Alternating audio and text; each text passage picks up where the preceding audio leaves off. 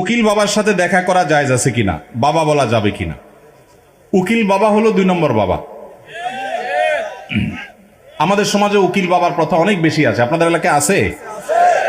এটা হলো 2 নম্বর বাবা, নকল বাবা। নকল, এই নকল বাবা হওয়াও জায়েজ নাই, এই নকল বাবা বানানো জায়েজ নাই। ভাইরা আমার, বিয়ে শাদীতে আমাদের দেশে মনে করা হয় যে একজন উকিল বাবা লাগে, এরকম একটা ধারণা আছে না? নেই? মেয়ের ইজিন আনার জন্য গায়রে মাহরাম একজন উকিল বাবা হয়, অনেক সময় যায় অনুমতি আনে। এইভাবে উকিল বাবা বানানো পরিষ্কারভাবে হারাম, পরিষ্কারভাবে। মুরব্বীরা ভালো করে শুনে রাখেন, যারা যারা উকিল বাবা আছেন এই বাবাগিরি ছেড়ে দেন। বাংলাদেশে বাবার কোনো শেষ নাই। খাজা বাবা, উকিল বাবা, ন্যাংটা বাবা, কত বাবা আছে। আল্লাহ তাআলা এই সমস্ত নকল বাবা থেকে আমাদেরকে হেফাজত করুন। বিয়ে উপলক্ষে কোনো উকিল বাবা টাবা চলবে না। নিজের বাবা বেঁচে থাকলে সেই বাবা তিনি নিজে নিজের সন্তানের বিয়ে দিবেন, ব্যাস। মেয়ের অনুমতি বাবা আনতে যাবেন। জাজ্জল্যমান বাবা উপস্থিত, আগাগোড়া 5 হাতি বাবা আছে। এরপরও দেখা যায় আরেকজন উকিল বাবা সেজে সেখানে নাটক করতে যায় অনুমতি আনার জন্য। এই নাটক করা জায়েজ নাই, পরিষ্কারভাবে হারাম, পর্দাহীনতার কারণে।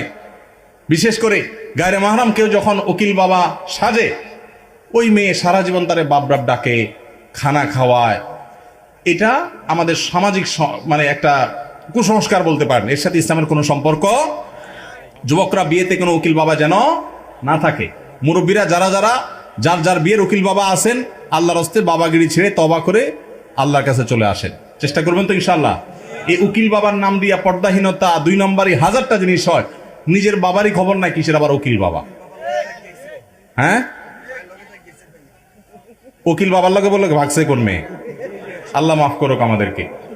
ওই যে বেশরিয়তি কাজ করলে তো একটা না একটা অঘটন ঘটবেই। এই জন্য এই সমস্ত অন্যায় কাজ করা যাবে না। বোনের হক আদায় করা গুরুত্বপূর্ণ কাজ, কিন্তু যদি এমন হয় যে 2 ভাইয়ের মধ্যে একজন বোনের হক দিতে আগ্রহী, অপরজন দিতে রাজি নন, এক্ষেত্রে যিনি দিতে চান তিনি যে দিতে পারছেন না, তার জন্য গুনাহ হবে কিনা? ভাইরা আমার, এই প্রশ্ন অনেকের। অনেক পরিবারে একজন ভাই আল্লাহ ভীরু, তিনি বোনের হক দিতে চান, আল্লাহর ভয় আছে, কিন্তু বাকি ভাইরা দিতে চান না। কি করবেন?